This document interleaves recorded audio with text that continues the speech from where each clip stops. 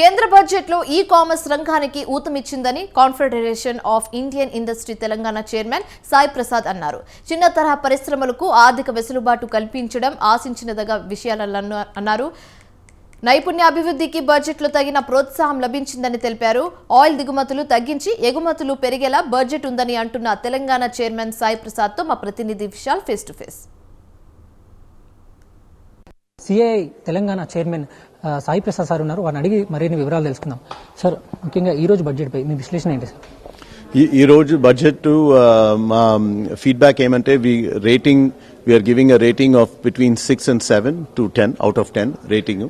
చాలా ఏరియాస్ లో బడ్జెట్ లో ఫోకస్డ్ ఏరియాస్ లో ఇంప్లిమెంట్ చెప్పినారు. బడ్జెట్ లో first area is women's empowerment, bringing more women into the workforce, into manufacturing. వాళ్ళకు చాలా బెనిఫిట్స్ అనౌన్స్ చేసినారు so that more women can get into the workforce and work in the industry. Second is skill development. Skill development not just in big cities but also in smaller towns in a hub and spoke model where skills can be developed in many sectors, not just for IT industry or some other industry, but many different industries, including agriculture and food processing. And third is energy. Energy lo ippudu kotta scheme chepparu where nuclear energy ni small scale reactors manam develop cheyochu ani cheppi, so that is very good for the country. So ilaga several good schemes announce chesinarandi. అంటే ఇప్పుడు 23-24 budget తీసుకుంటే ఈ budget 24-25 ఏం difference ఉంది sir? So difference ఎలాగంటే there are కొన్ని differences ఉన్నాయి, but lot of areas లో లాస్ట్ 4-5 years గా అనౌన్స్ చేసిన బడ్జెట్ ఇది all are what we call as progressive budgets. వాళ్ళు ప్రీవియస్ గా ఏం అనౌన్స్ చేశారో దాన్ని యాడ్ చేసేలాగా, దాన్ని స్ట్రెంగ్థెన్ చేసేలాగా ఈ బడ్జెట్ లోనే ఉన్నాయి. సో ప్రీవియస్ గా అనౌన్స్ చేసిన దాన్ని స్టాప్ చేసి అనౌన్స్ చేసింది కాదు ఈ బడ్జెట్. ప్రీవియస్ గా అనౌన్స్ చేసిన దాన్ని స్ట్రెంగ్థెన్ చేసుకొని ఇది చేసేది బడ్జెట్ అండి. పక్కనే ఉన్న ఆంధ్రప్రదేశ్ రాష్ట్రానికి 15,000 కోట్లు కేటాయించారు అక్కడ రాజధాని అభివృద్ధి కోసం. తెలంగాణకి ఏదైనా కేటాయింపులు జరిగాయా? తెలంగాణ అభివృద్ధి కేటాయించాల్సిన అవసరం ఉందా? సో తెలంగాణకి స్పెసిఫిక్ గా అనౌన్స్మెంట్స్ లేవు, బట్ చాలా అనౌన్స్మెంట్స్ చేసిందంతా మనం తెలంగాణలో ఉండే ఇండస్ట్రీ అండ్ మన యువత, మన ఫార్మర్స్ అందరూ బెనిఫిట్స్ చేసుకోవచ్చు. మన Telangana also is a strong agricultural state. మనకు చాలా అగ్రికల్చరల్ ప్రొడ్యూస్ ఉన్నాయి అండ్ ఇక్కడ ఆల్సో స్కిల్స్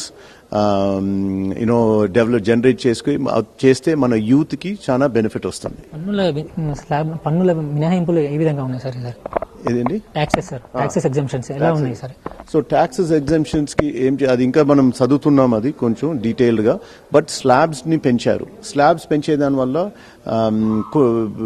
ఎంప్లాయీస్ కి బెనిఫిట్ వస్తుంది. సో స్లాబ్స్ ని చిన్న చేసిన దాని వల్ల వాళ్ళ ట్యాక్స్ బెనిఫిట్ కొంచెం అడిషనల్ వస్తుంది. దాని నుంచి మనకి ఎక్కువ రాబడి వస్తుంది. ఒక 28% మనకి ఎక్కువగా అప్పుల నుంచి, రుణాల నుంచే తీసుకుంటున్నాము. మళ్ళీ తిరిగి వడ్డీలే చెల్లిస్తూ 20% వడ్డీలే చెల్లిస్తుంటాము. ఇది ఏమైనా అభివృద్ధికి ఏమైనా అడ్డుపడుతుందా సార్?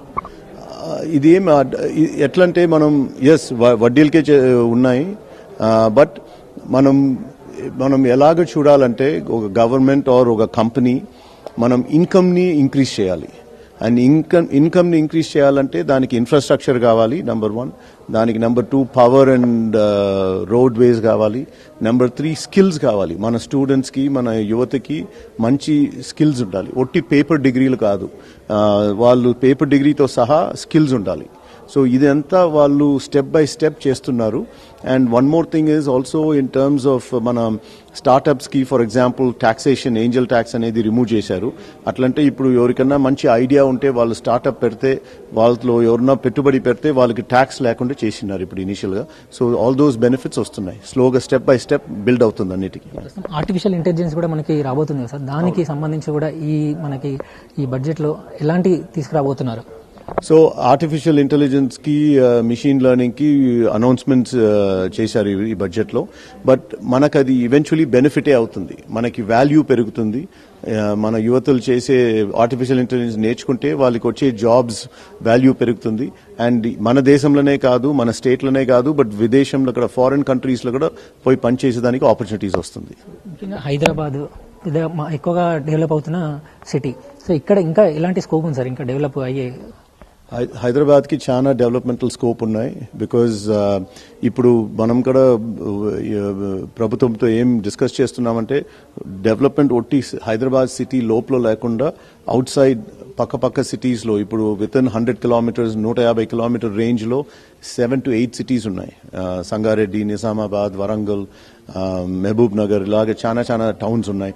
ఆ టౌన్స్ కి హైదరాబాద్ కి ఎట్లా కనెక్టివిటీ పెంచాలి, రోడ్స్ లో, ట్రైన్స్ లో, అక్కడ ఇండస్ట్రియల్ ఎస్టేట్స్ ఉంటే ఎట్లా హైదరాబాద్ నుంచి అక్కడ వెళ్ళి పనిచేసేసి రావచ్చు, లేకపోతే మహబూబ్ నగర్ నుంచి హైదరాబాద్కి వచ్చి పనిచేసి వెళ్ళిపోవచ్చు.